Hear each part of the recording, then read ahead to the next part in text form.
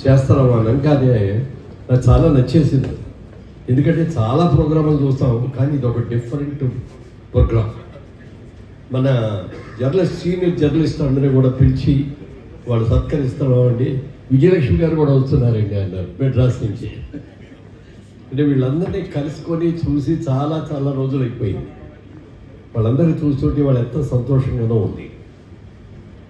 Journalist ఎప్పుడు కూడా మేము చేసే కార్యక్రమాల్లో మీరు వచ్చి కూర్చొని వెళ్ళే మీరు వాళ్ళ దీన్ని పుస్తస్కంధాల మీద వేసుకొని అద్భుతంగా చేస్తూ అందరినీ సత్కరిస్తున్నందుకు మనస్ఫూర్తిగా అభినందనలు అప్పాజీ గారికి, ప్రభువు కూడా.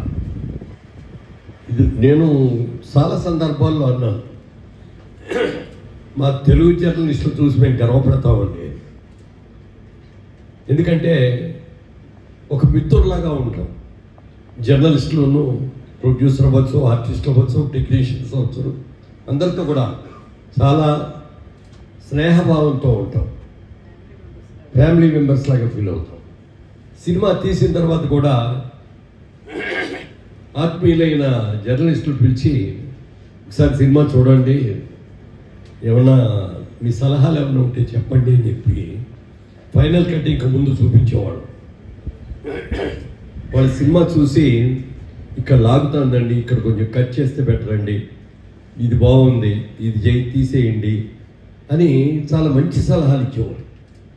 ఆ సలహాలు చాలా వరకు కూడా మేము పాటించేవాళ్ళం.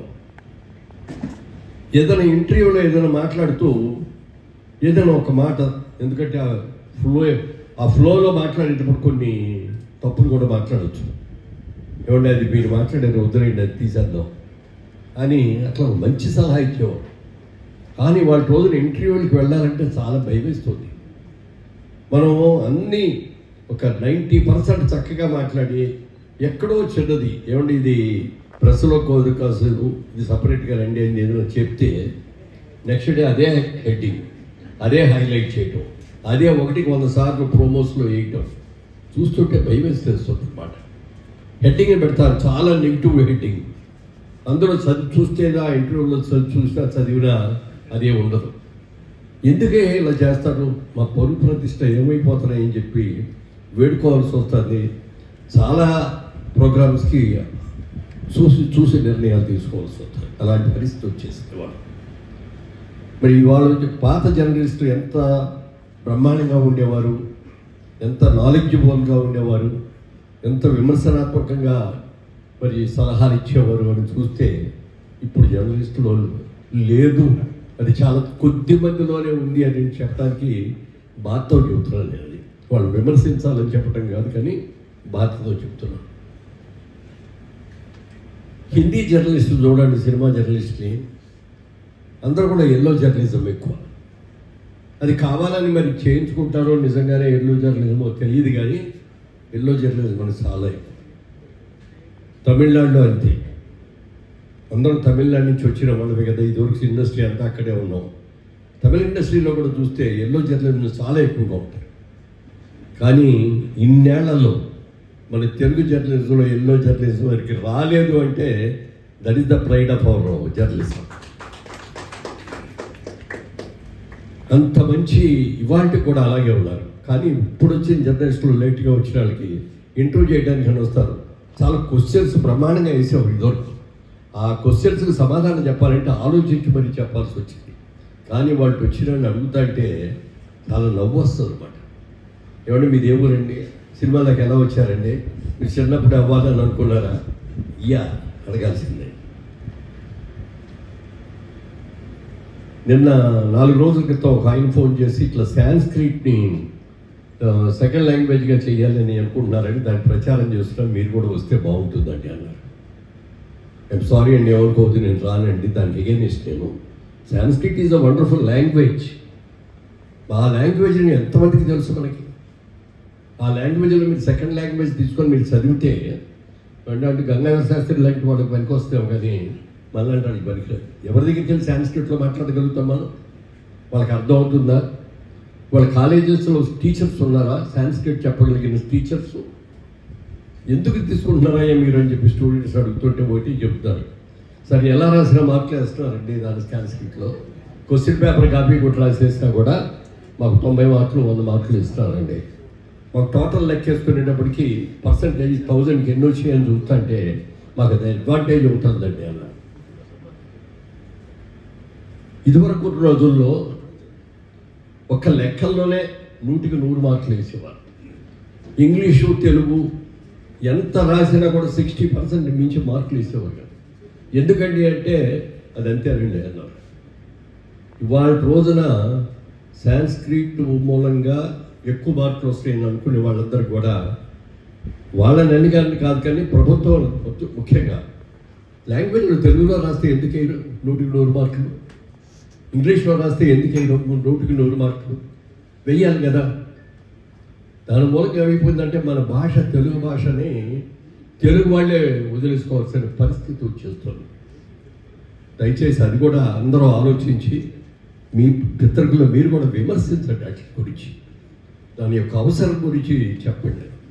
సాంస్క్రిట్ తప్పని నేను అన్ను, నేర్చుకోవాలి మంచిదే, కానీ మన తెలుగుని మర్చిపోకూడదు కదా. మన తెలుగు సెకండ్ లాంగ్వేజ్ లేదు అని దగ్గర పోయి ఇంకోటి ఏదైనా తీసుకోవచ్చు, కానీ సెకండ్ లాంగ్వేజ్ తెలుగు ఉన్నప్పుడు తెలుగే తీసుకోవాలి కదా మనం. ఇంగ్లీష్ డెఫినెట్గా అవసరం.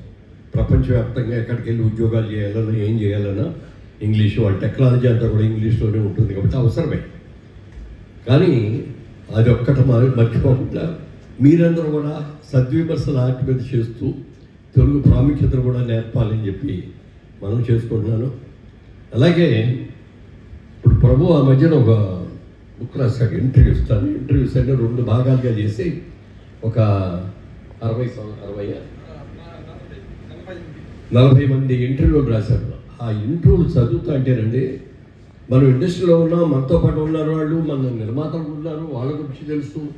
కానీ ఆ ఇంటర్వ్యూ చేసిన తర్వాత వాళ్ళు పడ్డ కష్టాలు కానీ వాళ్ళు సఫరింగ్ కానీ అవన్నీ చూస్తుంటే అయ్యో నిజమా కేసీ రామారావు ఇలాగా అని చెప్పి అనుకోలే పరిస్థితులు. నిజంగా ఎన్నో చాలా ఇంటర్వ్యూస్ అవుతుంటే కళ్ళకి నీళ్ళు వచ్చి అలా మరి మంచి రాయాలి. కానీ ఏదో అన్నారు తెలుగులో, మంచి చెప్పాలంటే మైక్లో చెప్పు, చెడు చెప్పాలంటే చెవులో చెప్పు అంట. కానీ మరి ఈ జర్నలిజంలో కూడా మరి తప్పులు, మంచి మాటలు రాయకుండా స్క్రోలింగ్లు వేసేసి రిపీటెడ్గా దాన్ని 1 సార్లు 100 సార్లు తప్పు ఏదో అంటాం, మాట్లాడేటప్పుడు ఫ్లూయెంట్గా మాట్లాడేటప్పుడు చిన్న మిస్టేక్స్ వస్తే దాన్ని కట్ చేసి తీసుకోవడం. మీరు చెప్పిన దాంట్లో అది ఉంది, తీసేయండి, ఇంకోసారి తెస్తామని చెప్పి తీసుకుని వెళ్తారు. కానీ ఇప్పుడు అసలు లేదు.